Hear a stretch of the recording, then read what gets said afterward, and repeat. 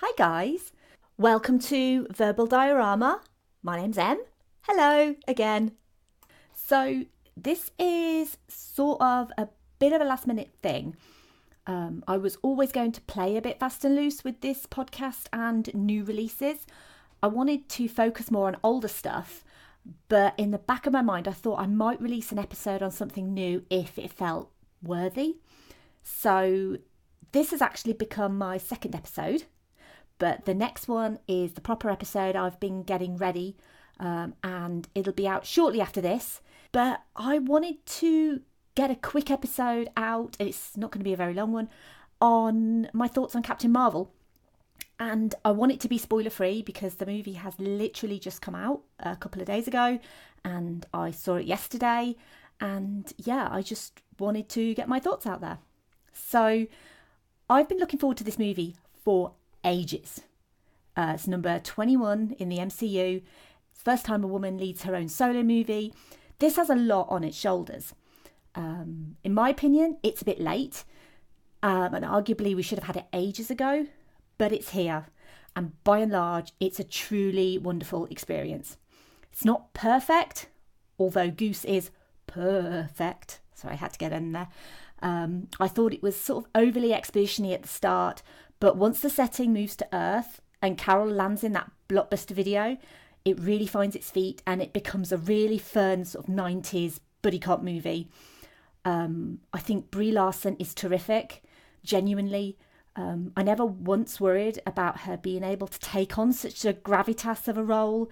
And I think any sort of lesser actress would struggle, especially with the partnership of the truly legendary Samuel L. Jackson. But together, they are dynamite. And the de-aging work on Sam Jackson is flawless.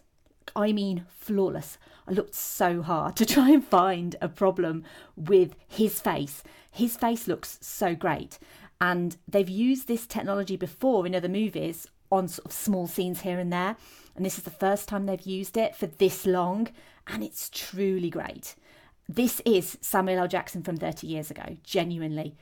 I wanted to make a point that I was wrong about one thing going into this movie. And the thing I was wrong about was I thought it wasn't for me. And I want to make that clear because I took my niece to see this movie and she's 8 years old. And I genuinely believed it was more for her. And that Carol would be a hero that she could look up to. The way that kids of our generation looked up to Ellen Ripley or Princess Leia. Because for us girls growing up in the 80s and 90s, there were only a few sort of really good movie roles for women that were really worth actually looking up to. It's something that is getting better slowly in Hollywood, but it still needs a lot of work. And I genuinely believe that my niece will grow up and look at Carol Danvers as that role model for her. And I'm hoping that as the character moves through the MCU and hopefully gets a sequel, that will continue. And hopefully there will be more role models that she can look up to as a kid nowadays. But I was wrong that I thought that it wasn't for me, because this movie is for me. It's totally 100% for me. It's almost as if Kevin Feige looked at my life and said, "Hey Em, here's a movie we've made just for you. We hope you like it. Love all the team at Marvel Studios." And that's not me being conceited or anything like that. I genuinely feel like that's the case.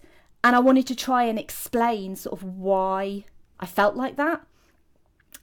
Usually when I see a movie, sort of any movie on Netflix or whatever, I post on Instagram or Facebook or Twitter straight away and I summarise my thoughts and how I felt about the movie and whether I liked it or not. And I saw Captain Marvel 24 hours ago. And I couldn't do that.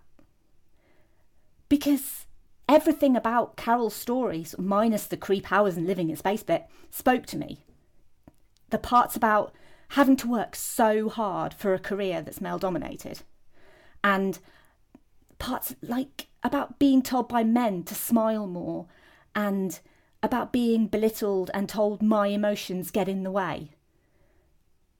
And the sad thing is that's not just my story. That's the story of so many women all over the world. And I guess that's why so many men haven't understood why this movie is important and why they feel the need to bash it online, and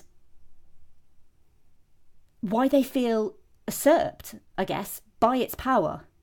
Because while Wonder Woman was a rousing success, and I think a lot of it, and I really do, I think it's a great movie, I've always felt that Diana knew she was special.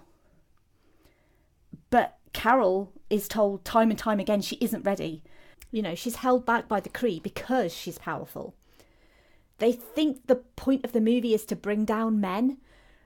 But honestly, you're doing all that on your own with your attitudes. The point of the movie isn't to bring down men. It's to raise up women with the help of everyone else. This isn't a movie about men versus women where the women win. It's sending a message of raise up your boys and your girls to believe in equality. Men have been heroes overwhelmingly in this universe and in DC's. It's only fair that a woman has her chance to shine. And in the future, hopefully we can have a fully diverse catalogue of heroes in these movies that both boys and girls can look up to. Captain Marvel takes great steps forward, in my opinion.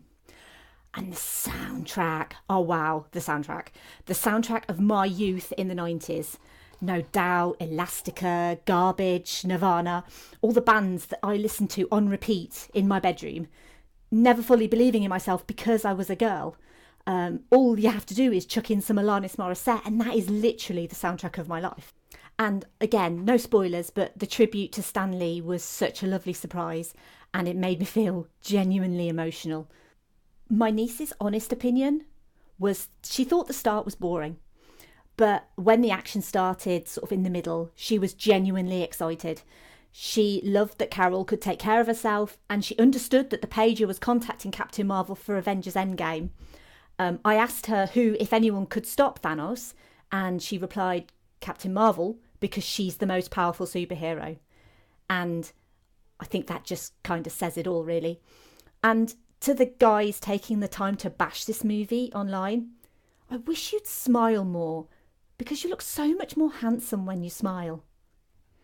Thanks for taking the time to listen to my little mini baby number 2 episode. As I mentioned, my actual number 2 episode, which is now my number 3 episode, is going to be coming out very shortly. I'm just in the process of finishing it off. So hopefully this will come out, and then the next proper one will come out. And I hope you like this, and I hope you like that. And obviously you can follow me at Verbal Diorama on Twitter, Facebook, Instagram. I'm also on Letterboxd at Verbal Diorama.